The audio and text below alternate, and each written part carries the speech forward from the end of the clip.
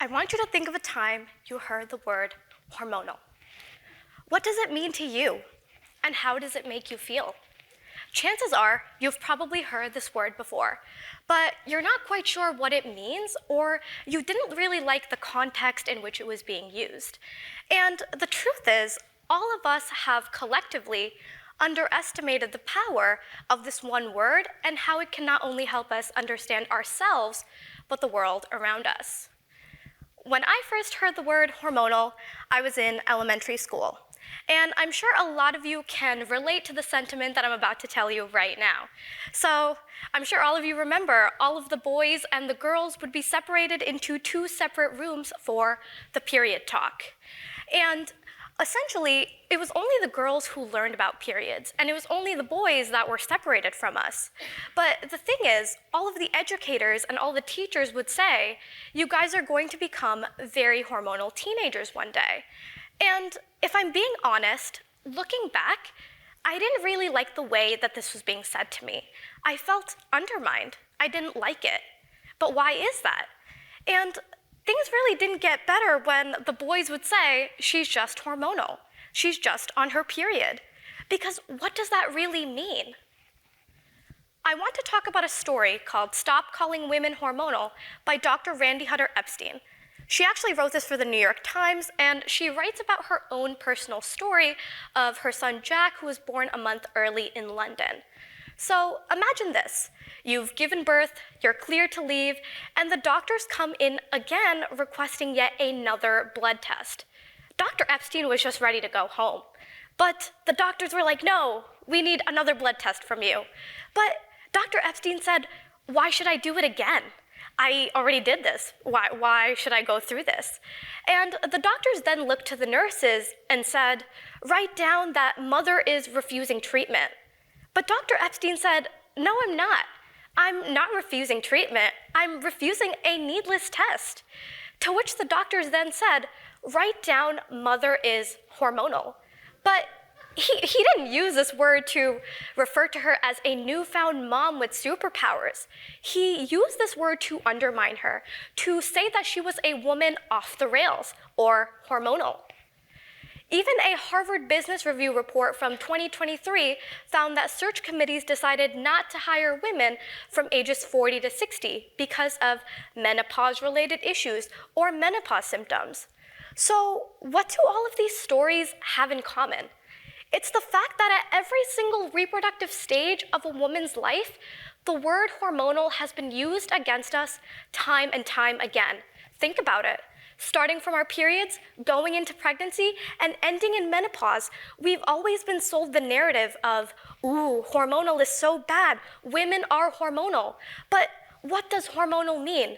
This is a question we've never answered because hormones are so much more than that. They're so multifaceted, and they have so many different interactions within the body. So why haven't we discovered it? Which is why today I want to share with you 3 big ideas on why being called hormonal is not what you think it is. Everyone is hormonal. Every single one of you has had an experience with hormones. There are so many fluctuations, so many different interactions within the body that is hormonal, whether we think of it or not. It's a message from the body. It's telling us something. And why don't we listen to it? Number 2, everything is hormonal. Hormones transcend science. They're societal. They're cultural. Hormones are everywhere. It's true, when we think of law, when we think of policy, we don't really think about hormones, because why would we? But trust me, the intersectionalities definitely exist. And the power of hormonal. What is understanding hormonal? How can we use this idea of understanding hormones to change not only ourselves, make ourselves better, and just make the world a better place? We've continued to use the word hormonal for so long, but we don't really realize that every single one of you is hormonal. We've continued to use it in such a way that it's now become a sort of modern translation of the word hysterical. I'm sure you've heard women be called hysterical for so many things.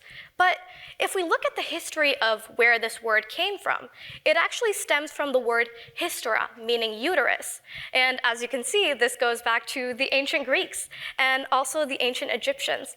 And Hippocrates himself actually believed that the uterus could move around inside of the body, causing a number of mental instabilities inside of a woman. If a woman's on her period, she's not giving birth, she cannot have a child. That's why she's upset. That's why she's hormonal. That is what our perception of hormonal is in society. And I think it's really interesting because look at the contrast that exists within men's reproductive health. We think about men's reproductive health in a way that is not often represented. And to look at this, we have to look at the launch of andrology. For those of you who don't know, andrology is the essentially men's reproductive health specialist. They focus on hormones and reproductive health for men. But when it was first being introduced, a lot of the scientists and the doctors, they would always say, ew, why do we need a woman's version of an OBGYN for men? Why do we need to care about men's reproductive health? It just sounds ridiculous. So this makes you think, why haven't we talked about men's reproductive health? In society, now these societal stigmas are kind of controlling us in a way. We've painted fertility as a woman's issue instead of an everybody issue, because hormones and fertility and reproductive health has been towards every reproductive body, but we've never framed it that way. We need to think, why haven't we talked about endocrine disruptors? Why haven't we talked about IVF? Why haven't we talked about why we're missing our periods? Why haven't we talked about all these different things? And which brings me to my second point. Hormones are everywhere. And when I was first learning about fertility and reproductive health, I didn't really think that hormones or reproductive health would be related to anything else in society. But there's so much more to it, and there's so much to discover. An example of this is environmental science. And I learned a lot about endocrine disruptors, which are chemicals that are found in a lot of the different products we use on a day-to-day basis. Endocrine disruptors are chemicals that interfere with the endocrine system and cause a number of damage to your reproductive health and fertility. So we need to look at what are the lotions we're using, what's in the water we're drinking, what are we eating, because there are endocrine disruptors everywhere, and this is environmental science. Even when we look at tech, look at the innovations that are being made that are rooted in hormones, because everything is hormonal. Now researchers and scientists are looking at how to create the perfect embryo. How do we get the perfect sperm? How do we find the perfect egg? And how do we create the perfect baby? Even, I know a lot of you are probably using the app Flow, which is my favorite period tracking app. And it actually uses machine learning models to predict your hormonal cycle. What are the symptoms you're going to be having? What will you be doing? It's all mathematical and it's all tech. And one of my favorite innovations now is the modern day glucometer. How is it that we can access hormonal health right at our home? How can we access our A1C levels right at the palm of our fingers? Like, how can we do this? It's all hormonal. Even when we look at policy, why is it that we're charging $20,000 for IVF? Most insurers don't even cover this, and it's not fair. Why are we putting a price point on who can access reproductive care and who can't? Even when we look at our education system, the reproductive health curriculum only focuses on topics like sex, abstinence, contraception. And it's true, these are very important things when we talk about reproductive health. But we've never talked about fertility, and the conversation is always pushed off, even from elementary school, middle school, high school. And by the time we're graduating college, we don't even know about our hormones. We don't know about our fertility. The conversation's always been how not to have a baby instead of everything. So this leaves one more question. How can we change this? How can we use the power of hormonal to make the world a better place? And to kind of start this off, I always tell this story to a lot of different people in my life, including my sister, my cousins. Everyone knows this story, I'm sure, which is the tragic story of Blanche Gray. And it's really sad because she endured so much pain during her time, but it's not her fault. So Blanche Gray was a girl that was born in the 1800s. And at the time, she was born very overweight in comparison to her other counterpart peers. And everyone kind of looked at her as if she was a freak of nature. She was someone that didn't belong, someone that was not like them. And even in doing so, the townspeople would go to her window and look at her and say, "Oh my God, she's such a freak. Who is she?" And a lot of the news reporters, too, from a lot of popular outlets that you might know, would take pictures of her and sell these pictures to anyone who wanted to see them, anyone who wanted to see this freak of nature. Even her own husband tried to exploit her dead body by taking pictures of it for monetary gain. And even when she died, researchers and scientists tried to dig up her grave. And why is that?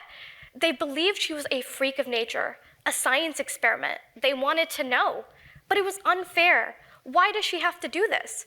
And the answer is, Blanche Gray was sadly born on the wrong side of society. She had been born at a time when endocrinology was not being explored. These changes and these ideas had not been explored. So what can we do about it? But all the scientists were able to look at Blanche Gray as an example. They were able to see her pain, and they were able to ask themselves, how can we change this? Because this story actually sets the precedent for the modern day discovery of insulin by Frederick Banting. And there he is. So we need to ask ourselves, how can we be like Banting? How can we change the world? Because it's true, this is a tragic story, but it's our human experience that drives innovation. So for starters, stop calling women hormonal and realize that everyone in the world is. To all of my tech enthusiasts and to all of my engineers, how can we create apps? How can we create technology? And how can we create innovation to work for us instead of against us?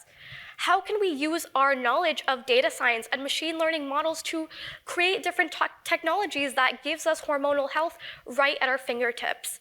To all of my policymakers and lawyers, how can we bend the law so that nobody has to choose who gets to decide reproductive care and who doesn't?